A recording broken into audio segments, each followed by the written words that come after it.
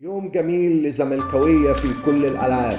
يوم الانتصارات في الزمالك. نضاي يفك لعنة أسوان. مشهد تاريخي لأحمد الأحمر.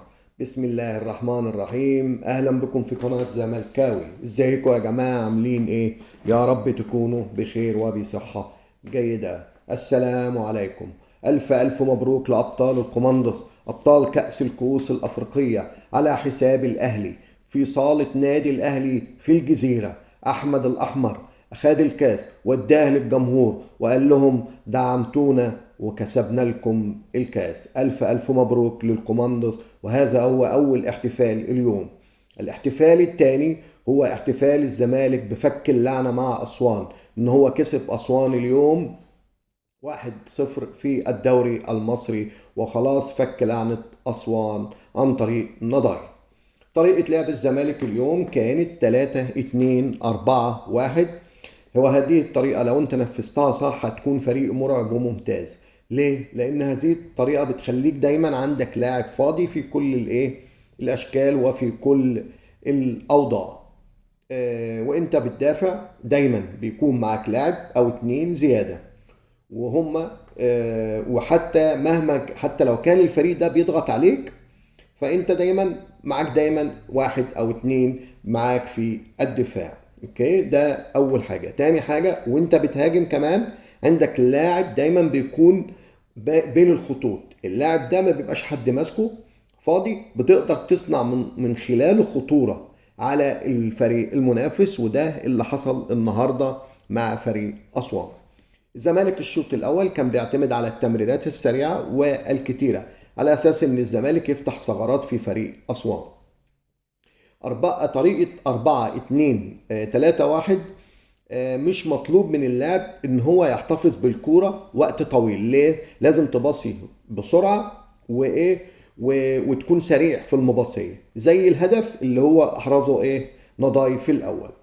فكرة أسوريو الهجومية هي العرضية للمهاجم، وبيدخل مع المهاجم الاتنين اللي على الأطراف فيصبحوا المهاجمين في هذه الحالة تلاتة. وهي ديت فكرة الجون الأولاني. أحسن اتنين في نظرنا كان مستشار الشلبي وإبراهيم نضاي، قضوا أدوار رائعة وممتازة. خلاص.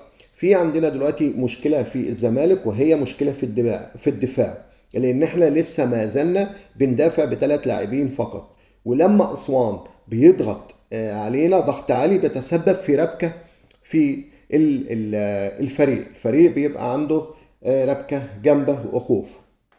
مشكله كمان ان اللعيبه مش فاهمه طريقه 3-2-4-1 ودور كل لاعب في الملعب. وهي وهي دي المشكله الحقيقيه. ولكن دور المدرب او المدير الفني ان هو يشرح للعيبه دور كل لاعب في الملعب لان لسه في مشاكل كتيره في منطقه ازاي بنمرر الكوره، ازاي نحتفظ بالكوره. كل ديت مشاكل لسه مش قادرين نتخلص منها. ولكن انا متاكد ان في الفتره القادمه المدير الفني هيحل كل المشاكل اللي هو بيمر بها الزمالك في هذه الايام. ولكن الزمالك في الفتره القادمه محتاج لعيبه على مستوى عالي جدا، لان 4-3-2-1 بتحتاج لعيبه على مستوى عالي جدا، مش اي حاجه.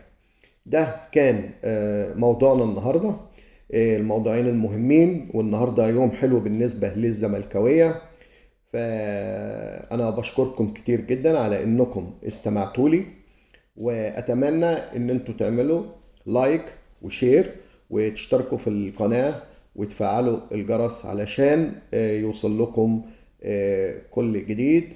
والف الف شكر، والقاكم غدا في فيديو جديد. السلام عليكم.